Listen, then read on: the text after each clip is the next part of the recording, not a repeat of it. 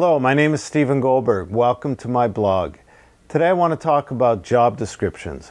And this is a result of coaching a client recently who I encouraged or I asked to write a job description in order to help him hire an internal salesperson to replace him so that he can go out and sell more.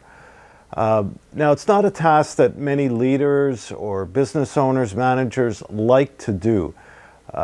It's considered administrative, something HR should do, but most small, medium-sized businesses don't have an HR person that can do that anyways. And it's really the role of the leader, of the manager, to write a job description. Now, there's 10 good reasons I came up with to do so. So let's take a look at them. So the first one is to help you hire the right person for the job. Now, of course, if we're hiring somebody, we want to hire the right person. We're hiring for a reason, not just to fill a position and have another expense. We want a return from that person. And the first thing is to know what we want them to do. And that's the first thing, is to get it clear in our own heads as managers. The second thing is to use it as a hiring aid so that you can, first of all, show it to the person that's applying for the job, and then you can have an intelligent conversation with them, ask them questions revolving around the skills and the tasks that are part of that job. It's also a great starting point to write an advert. You know, some people just post job descriptions as their job advert. And I don't think you should do that. I think you should write a real advert and use the job description as the basis, as your information starting point. Use it to meet with your new hiree or your even existing employees. You know, jobs change over time. I mean, 6 months from now, things may have changed in your organization, if it's growing or if it's downsizing, which is going sideways, whatever. And you need to make sure that people are clear on what's expected of them. And a good thing is to go back to the job description and look at, okay, has anything evolved? Has anything changed? Do we need to make modifications? And then sit down with the person and go over it. Use it as a tool. Number 5 is to use it as a tool to clarify performance expectations. So one thing is to say what you want them to do on the job, but you can extend it a bit further and have minimum performance standards. And in the template that I'll post, that is part of it, is to identify not just, okay, I do this or do this, you know, every day data entry, but what are the minimum standards? If that's a key component of the job, you should identify some minimum performance standards for that particular task. You don't need to do it for every task, but you need to do it for the ones that are the most important for the job. Number 6, use it to meet with your direct reports to make sure your expectations are aligned.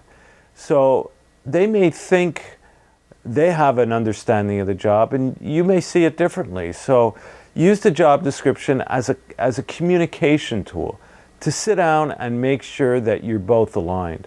And again, you know, every 6 months, pull out that document. Or if you're using it even as a better tool, in some cases, and if you go to number 7, you may want to use it to actually set goals. I mentioned before the key activities that you want to set minimum performance standards. Well, that becomes a goal, and you could, you know, use it to set a SMART goal, and meaning that you make it specific, measurable, achievable, realistic, and you put a time stamp on it, a due date, and that makes the goal SMART. And you can do that with specific things from the role description. Number 8, use it to conduct regular monthly performance appraisals. Sometimes you create these elaborate performance appraisal forms and so on and so forth, and they may not even be related to what you want the person to perform on the job. Use the role description. Keep it simple. People need to get feedback. They need to know if they're on track. And sometimes it's simpler just to use the job description. Use it to identify training needs. Number 9, I mean, that's a great thing. You know, people need to grow in order for them to stay flexible, in order for them to stay fresh on the job. Think of it, if you want the organization to grow and evolve, well, it's fueled by people. And if people are not growing and evolving, how is the organization going to? So the organization is your people.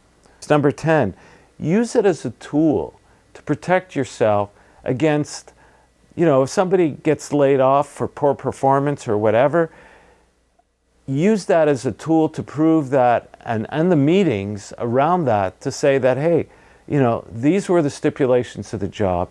They didn't meet them. They didn't meet minimum performance standards.